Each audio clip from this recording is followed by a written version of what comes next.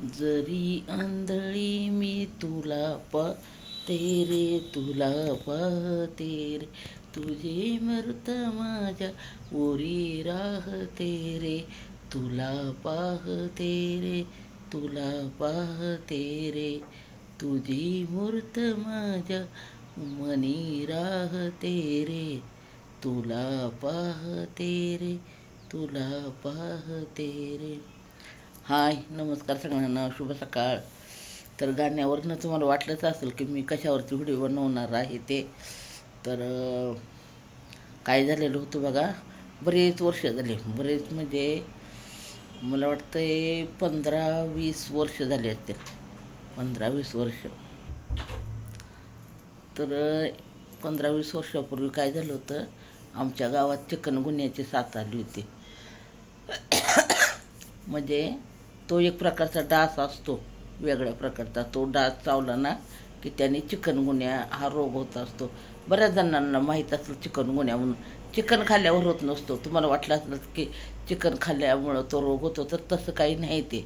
आणि म्हणजे असं ओलीच्या ठिकाणी कुबट असं वातावरण असेल ना, त्या ठिकाणी तो डास येत असतो. तर काय झालेलं, आमच्या इथं नाही एक लग्न होतं आणि त्या ठिकाणी ना आम्ही म्हणजे ती आत्ती काल मी विषय काढला होता बघा ते. तर त्यांच्याबरोबर गेले होते मी त्यांच्या भाचीच्या लग्नाच्या पुरणपोळ्या करायला. मग त्या पुरणपोळ्या तिथं जरा ओलसर वातावरण होतं आणि डास होते भरपूर तिथं. आणि मग ते डास ना चावले आणि ते पुरणपोळ्या त्यानं करून झाल्या बघा. आणि मी घरी आले आणि सकाळी सकाळी ना एकदम हे सांधे आहेत नाही का, बोटांचे सांधे तीन माझे दुखायला लागले. आणि दुखायला लागल्यावर मी लगेच दवाखान्यात गेले. आणि माझी ही मुलगी का नाही, हिला पण झाला होता चिकनगुन्या. पण काय झालं, मुलगीला काय केलं, लगेच सलाईन लावलं. त्यामुळं तिला एवढं जाणवलं नाही, म्हणजे जास्त एवढा त्रास झाला नाही. आणि मी काय केलं लगेच, आणि कोणत्या गावातली एवढी लोक दवाखान्यात ॲडमिट होती ना, लय लोक दवाखान्यात ॲडमिट. आणि मग मी जरा उशिराने सलाईन लावलं. ते चिकनगुन्याचं कसं असतं, लगोलग जर आपण औषध घेतलं, लगोलग जर सलाईन ते लावलं, ते सलाईन पण वेगळ्याच प्रकारचं असतं का काय कोण नष्ट व्हाय.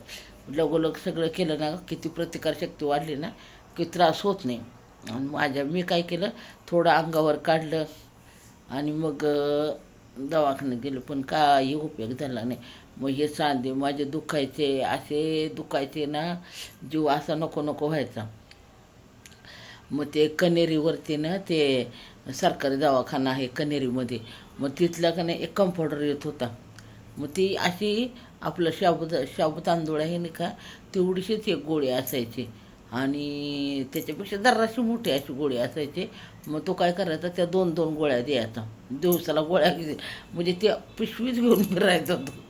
आणि मग त्या गोळ्या तो द्यायचा. मग तो म्हणायचा बरं का, की तुम्ही त्या गोळ्या जास्त खाऊ नका असं तो सांगत होता. पण काय होतं, घरामध्ये कामं असायची.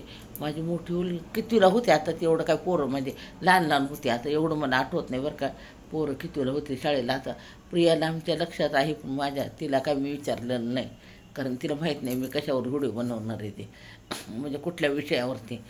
तर तुम्हाला मी सांगते, त्या गोळ्या खाऊन ना एवढा त्याचा परिणाम झाला की अक्षरशः म्हणजे माझ्या डोळ्यांवरती त्याचा परिणाम झाला. ते म्हणतच होते त्या गोळ्यांचा दुष्परिणाम होतोय. आणि घरात कामं असायचं, धुणं भांडी स्वयंपाक असं कामं असायची. त्यामुळं नाही ना, असं म्हणजे कोण करणार आपल्या घरातलं काम. मिस्टर कामाला जायचे, पोरं लहान लहान, त्याच्यामुळे पोरांना खायला घालायचं तेवढं तरी करायलाच पाहिजे ना.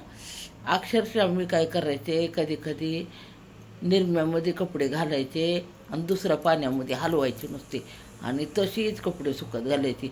एवढी बेकार अवस्था होती माझी त्यावेळेस. अक्षरशः तोंडाकडे हात जायचा नाही, की टॉयलेटला गेलो तर टॉयलेट असो हात जात नव्हता. आता तुम्ही समजून घ्या आता. तर एवढी बेकार अवस्था होती ना माझी त्यावेळेस. खरं असं वाटायचं मेलेलं बरं, पण जिवंत राहायला नको. एवढी उठलं का बसायला यायचं नाही. ही हाडं आहेत ना पूर्ण, आपले सांधे आहेत नाही सांधे, पूर्ण हे सांधे माझे दुखायचे. जीव असं नको नको व्हायचा. ते आणि नवऱ्याला सांगून ते तर काय करणार रे. असं होतं ना, लय बेकार अवस्था होती माझी. आणि मग त्या गोळ्या खाऊन खाऊन का नाही म्हणजे डोळ्यांवर परिणाम झाला. आणि डोळ्यांवर परिणाम झाला, मग दवाखान्यात दाखवलं. तर ते डॉक्टरने सांगितलं की तुमचे ते अश्रुग्रंथी, म्हणजे आपण कितीही बंब मारा पण डोळ्यातून पाणी येत नाही, एक थेंबही माझ्या डोळ्यातून पाणी येत नाही. आणि मग काय होतं, या आतला बाजू आहे ना, आतली बाजू त्याच्यामध्ये का नाही छोटं छोटं छोटं असे पुरळ उठतात. आणि पुरळ उठलं ना का मग त्याचं कातडं जातं. कातडं गेलं की मग डोळ्यात असं काच काच काच काच ते टोचतं. लई त्रास होतो मला डोळ्यांना माझ्या. अक्षरशः मला ना समोरनं माणूस चाललं तर दिसत नव्हतं, अशी अवस्था होती माझी. म्हणजे ती कपडे आता ही माझी कलरची साडी आहे ना, मग ही साडी लक्षात ठेवायची, ह्याच्यावरनं मी माणसं ओळखत होते. एवढी बेकार अवस्था होती माझी. म्हणजे मला माणसंसुद्धा ओळखायला येत नव्हते. मग ती कलरवरनं कपड्यांवरनं माणसं ओळखायची, अशी बेकार अवस्था होती माझी. आणि ते डोळ्यात घालायचं औषध आहे ना, ते फक्त डोळ्यात घालायचं, ते म्हणजे अश्रू म्हणून डोळ्यात घालायचं, ते फक्त डोळ्यामध्ये ओलावा निर्माण होण्यासाठी ते औषध होतं. आणि मग शेवटी शेवटी काय केलं, माझी सून आहे ना हर्बल लाईफमध्ये कामाला, तिथं होती त्या सेंटरला. मग तिथं गेलो बघा आम्ही, मला पोरगं माझं घेऊन गेलं तिथं. आणि तिथे गेल्यानंतर ना ते शेक वगैरे ते खाल्लं ना मी. मग त्यांनी मला जरा डोळ्यांना माझ्या जरा बरं झालं बरं का. आणि तसं बरं झालं म्हणजे अजून एक आजारामधून मी बाहेर पडले, ते पण सांगणार मी, पण ते उद्याच्या भागात सांगते मी तुम्हाला की मला कुठला आजार होता आणि ते काय झालं ते ते नंतर सांगेल मी. आणि मग त्याच्यानंतरनं मला व्यवस्थित थोडं थोडं अजिबात म्हणजे एकदम असं डोळ्यावर पडदा कसा येतो तसं मला झालं होतं. मला दिसतच नव्हतं, अजिबात दिसत नव्हतं. फक्त ते कलरवरनं कपड्यांवरनं मी माणसं लक्षात ठेवायचे. तर असा हा चिकनगुन्या रोग मला झाला होता. आणि त्याच्यानंतर एवढा दुष्परिणाम माझ्या डोळ्यांवर झाला ना की काय सांगायला नको, खायला नको, प्यायला नको, काय नको, असं वाटायचं एकदाच मेलेलं बरं, पण हे दुखणं एवढं नको. म्हणजे कुठलीही गोळी ही आपल्या शरीराला हानिकारक असते, एवढं लक्षात ठेवायचं. कुठल्या पण गोळ्या जादा खायच्या नाहीत की त्याने आपल्या शरीरावर परिणाम होईल. हे बाकीचं बीपीचं हे सगळं वेगळं असतं, पण प्रमाणापेक्षा जास्त गोळ्या खाल्ल्या की काय होतं हे लक्षात ठेवा. आणि माझा व्हिडिओ कसा वाटला तेवढं कमेंटमध्ये सांगायला विसरू नका. आता बघा, दवाखान्यात जर गेले, डॉक्टर मला म्हणतात डोळे मोठं करा, डोळे मोठं करा. डोळे तर मोठे होत नाहीत. तुम्ही आता किती दिवस झाले मला बघताय, माझे डोळे तुम्हाला दिसल्यात का नाही मला तर काही माहीत नाही बघा. तर चला बाय बाय, आजच्या दिवसापुरतं एवढंच. व्हिडिओ कसा वाटला थोडं कमेंटमध्ये सांगा बरं का. हां, आज मी मुद्दाम चष्मा घातला नाही डोळ्यांना माझ्या. हां, बिगर चष्म्याचा मुद्दाम डोक्याला. चला bye bye, see you, take care, काळजी घ्या रोज ना.